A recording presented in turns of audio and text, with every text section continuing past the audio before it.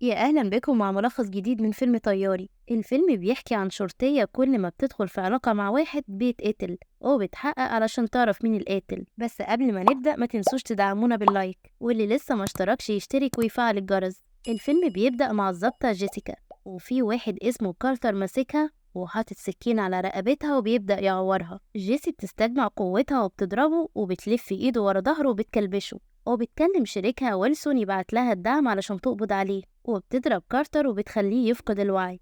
بعدها زمايل جيسيكا بيحتفلوا بيها في النادي علشان قدرت تقبض على كارتر وعلشان هتترقى، وجيسيكا طبعا بتكون مبسوطة وفرحانة. بعدها بتقعد مع شريكها ويلسون على البار وبيقول لها إنها توحشه، وبيقول لها كلميني لو احتجتي أي حاجة، وإنها هتلاقيه على طول، وباين عليهم إن هما صحاب. وهي قاعدة بتهزر معاه بيدخل واحد بيقعد جنبها وبيدخل معاهم في الحوار وبيستهزأ بكلام ويلسون، وويلسون بيتضايق وبيقوله يخليه في حاله وبيقوم ويسيبهم. وهي بتضحك وبتقوله شكلك غريب على انك تبقى ظابط، وبتسأله هو شغال في انهي دايرة لكنه مش بيرد عليها، فبتقوله براحتك وبتقوم وتسيبه. وبتلاقي زميلها جيمي بيجي وبيحاول يرقص معاها، وباين انه بيضايقها عشان كانت على علاقة بيه وانفصلوا، وهو مش متقبل ده وبيمشي وراها في كل حتة. وبيدخل جون ميلز رئيس جيسيكا في الشغل، وكان صاحب باباها زمان وزميله في الشغل برضه، وهو مهتم بيها من ساعة ما باباها مات.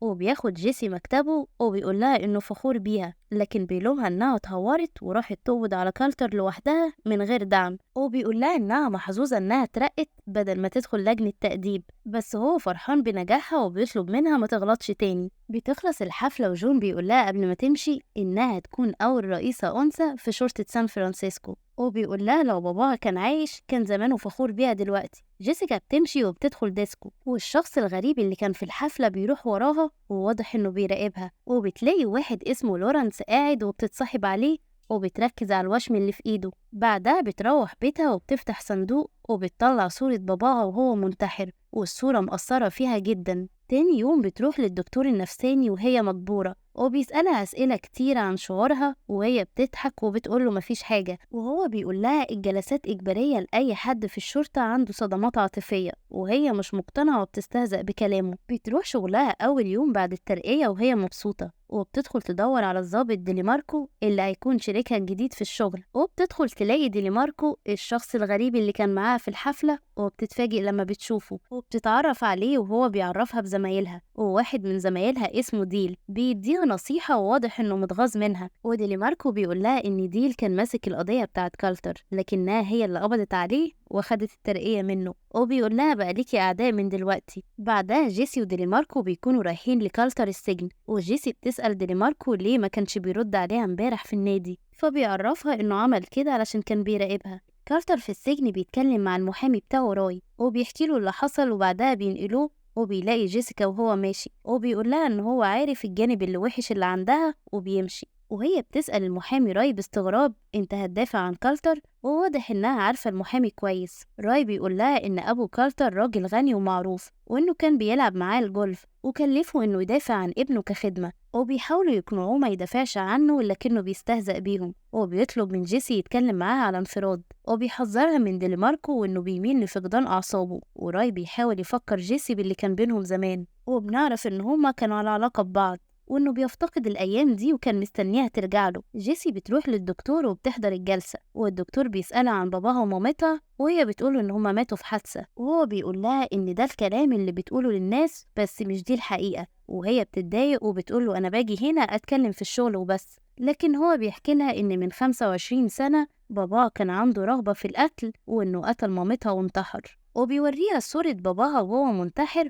وهي بتتضايق جدا وبتزعق معاه وبتمشي. في البيت وهي قاعدة بتسمع صوت حد تحت البيت، وبتمسك مسدسها بتقف جنب الشباك وبتنادي لكن مش بتلاقي حد.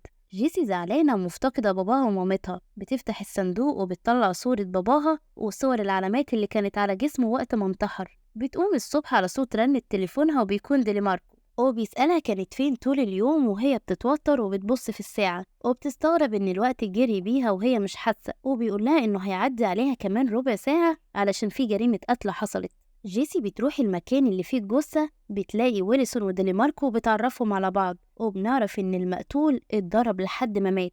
والجثة بيكون باين عليها آثار التعذيب والضرب على وشه ومتشوه، وبيفتشوا فيه علشان يلاقوا أي أدلة. وجيسي بتلاقي رملة في هدومه وبتقول لهم إنها بتعتقد إن الجريمة حصلت في المكان ده ولازم يراجعوا حركة المد والجزر. وديلي ماركو بيقول لها إن معاه مفتاح القارب وبكرة الصبح هينزل معاه هيدوروا على دليل. وهي بتدور بتلاقي حرق سجارة في إيد الجثة، وجيسي لما بتركز في إيده وفي ملامحه بتفتكره وبتتخض، وبتقول لديلي ماركو إنها تعرف الجثة. بعدها رئيسها في الشغل بيستجوبها وبيحاول يعرف معلومات عنه، وبيعرف إنها كانت على علاقة بيه، وبياخدوه المعمل الجنائي. لكن الدكتورة ليزا مش بتعرف توصل لأي دليل على القاتل. تاني يوم ديلي ماركو وجيسي بيركبوا القارب وبيحاولوا يمشوا مع الطيار علشان يوصلوا لأي دليل. بعدها بيوصلوا للمكتب ورئيسهم بيسألهم وصلوا لإيه في القضية، لكن بيقولوله إن مفيش أي أدلة. وجيسي بتقول لزمايلها يدوروا على قضايا مماثلة يكونوا اتقتلوا بنفس الطريقة. فديل بيستهزأ بكلامها وبيقولها انت معاكي جثة واحدة وبدأتي تتكلمي عن قاتل متسلسل، وبيقولها ما تضخميش القضية ومحدش بيهتم بكلامها. جيسي بتروح تسهر مع ديلي ماركو وهم قاعدين بتلاقي جيمي واقف من بعيد وبيبص عليها وهي بتتضايق منه. فديلي ماركو بيسألها عليه وهي بتقوله إنه كان صاحبها زمان وإنه كان سبب إنه يبعدها عن زمايلها. بعدها بتروح البيت وبتشرب وبتلاقي جارتها بتبص عليها من الشباك بتشاور لها وبتدخل. جيسيكا بتدخل أوضتها والرؤية عندها ما بتكونش واضحة لحد ما بتفقد الوعي وبتقع على السرير وبتنام. بتقوم الصبح على صوت رنة تليفونها وديلي ماركو بيقولها إن في جثة تانية مقتولة بنفس الطريقة. بتقوم تبص في المراية وبتمسح وشها بتلاقي دم، بتبص في صباعها بتلاقيه متعور. بعدها بتقابل ديلي ماركو وهي في العربية بتقوله إنها مش فايقة وحاسة إنها كانت فاقدة للوعي.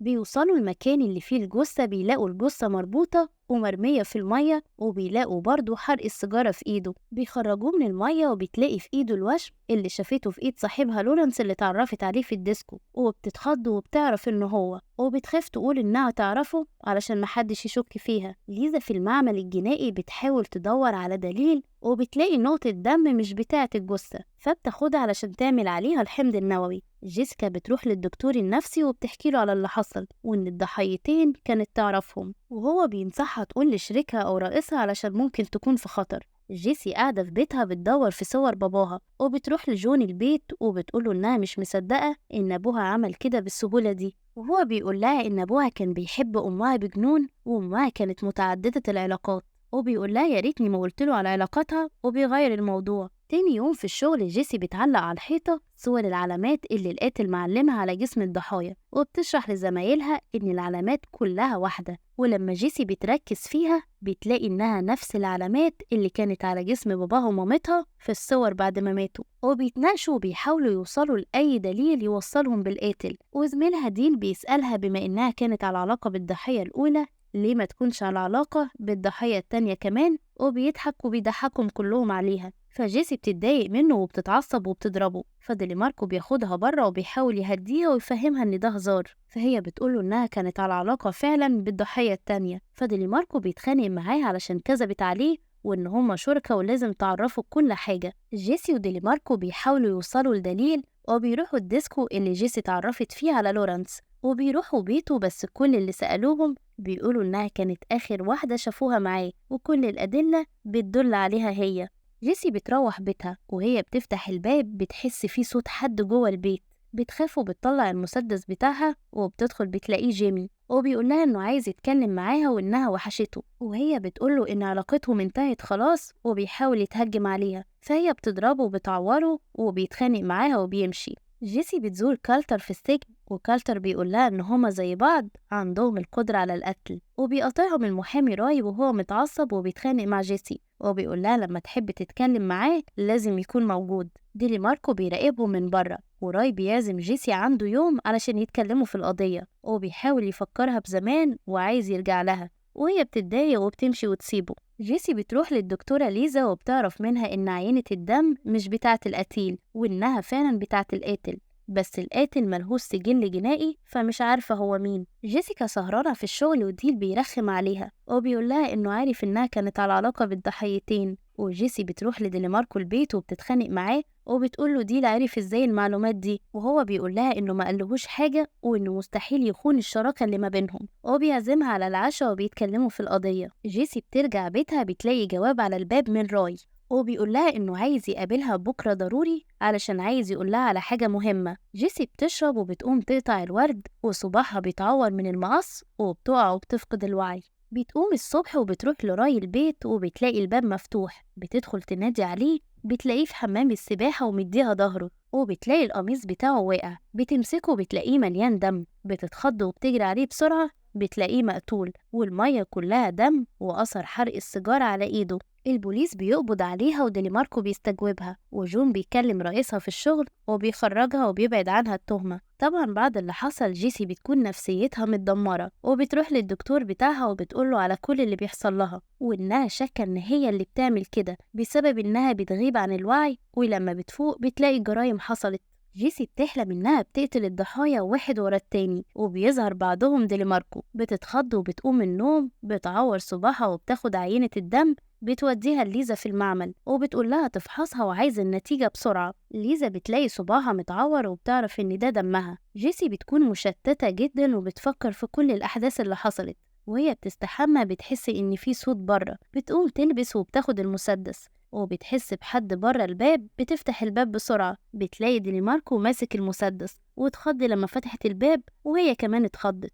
بيدخل وبيقول لها إنه حاول يكلمها وقلق عليها علشان كده راح لها، وبيقول لها إن هو حاسس إن في حد بيراقبه هو كمان، وهي بتشك فيه وبتخاف منه وبترفع عليه المسدس وبتقول له يمشي، وبتفتكر الحلم لما كانت هتقتله، وهو بيقول لها إنها مشوشة ولازم تبطل شرب، وبيحاول يهديها وهي بتفقد الوعي وبتنام. جيسي تاني يوم بتشرب وبتلاقي جارتها وبتشاور لها، وجارتها بتطفي النور وبتلاقي في إزاز الشباك خيال جيمي واقف وراها. جيسي بتتخض وبتقوله يمشي، لكن هو ناوي على الشر وعايز يأذيها، وبيمسك العصاية والمسدس بتاعها، وهي بتخاف منه وبتطلع تجري وهو بيجري وراها، وبتدخل الأوضة وبتقفل عليها وهو واقف بره بيحاول يكسر إزاز الباب.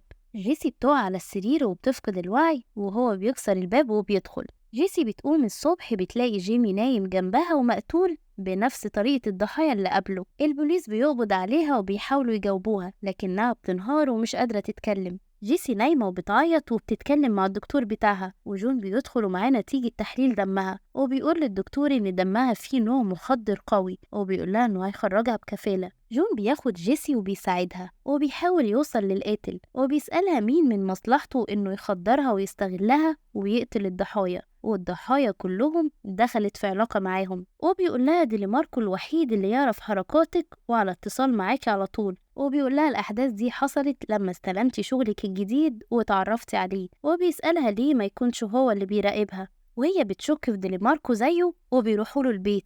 ديليماركو بيفتح الباب، ولما بتروح جيسي بتسأله ليه ما جاش علشان يشوفها، وهو بيقول لها إنه راح وراها وحاول يقنعهم إنها بريئة، بس جيسي مش بتصدقه وبتشد معاه في الكلام. وجون بيدخل المطبخ بيطلع النبيت وبيقول له هنشرب في صحة جيسيكا. ديليماركو مستغرب من اللي بيعملوه، وجون بيديله الكاس وديليماركو بيشرب وبيبدأ يتخدر، وهي بتقوله إن كان في حد بيخدرها وكان بيراقبها. جون بيطلع كمية من المخدر من الدرج بتاع ديليماركو، وديليماركو بيحاول يشرح لها إن هما مش بتوعه وما يعرفش أي حاجة عنهم، بس جيسي مش بتصدقه وبتشك فيه أكتر. وجون بيطلع في الأدلة علشان يثبت التهمة عليه، وديليماركو متخدر وقرب يفقد الوعي، وجون بيربطه في الكرسي وبيقول لجيسي إحنا متورطين في ده مع بعض، وبيحاول يخفي بصماته وبيجهز الأدلة كأنه انتحر، وبيحط صورة واحدة جنبه كأنه انتحر بسبب إنه فشل في الحب. فجيسي بتبصله وهي مصدومة من اللي بيعمله، وبتفتكر صورة باباها وهو منتحر بنفس الطريقة اللي جون بيجهزها لديليماركو. وجون بيقول لها هاتي المسدس بتاع ديليماركو علشان يقتلوا بيه، لكن جيسي بتوقفه وبتقوله يبعد عنه وبترفع عليه المسدس، لكن جون مش بيخاف منها وبيقول لها أبوكي كان عنده نفس الغضب ده، وإنه قال له إنه أمها كانت على علاقة بواحد تاني وروح البيت بسرعة يتخانق معاها. وهو بيحكي لها ديليماركو بيقوم يفتح الباب وبيجري، وجون بيضرب جيسي وبيطلع يجري وراه، وجيسيكا بتطلع تدور عليه. ديليماركو بيستخبى في البحيرة اللي تحت بيته وبيعوم لحد ما يطلع، وبيلاقي جون قاعد مستنيه ومولع السيجارة، وديليماركو متخدر ومش قادر يقوم، وجون بيطفي السيجارة في ايده، لكن جيسي بتلحقه وبتعرف ان هو القاتل، وهو بيقول لها انه كان بيحميها زي ما كان بيحمي امها علشان عندهم نفس مرض تعدد العلاقات، وبيعرفها انه كان بيحب امها. وبيرفعوا المسدسات على بعض وبيقول لها انت لو قتلتيني هتتعاقبي، لكن لو انا قتلتك عادي انا بحقق العدالة. لكن ويلسون بيكون مع جيسي على التليفون وبيكون سامعه وبيقول له يسلم نفسه. بينزل المسدس وبيديها ظهره وبيرفع المسدس على ديليماركو وكان هيقتله، لكن جيسي بتضرب عليه النار وبيقع في المية وبيموت. والبوليس بيوصل وجيسي بتعتذر لديليماركو وديليماركو بيفقد الوعي. ولحد هنا بيكون الفيلم خلص. لو عجبكم الفيديو متنسوش اللايك، واللي لسه ما اشتركش يشترك، واستنونا في الملخص اللي جاي.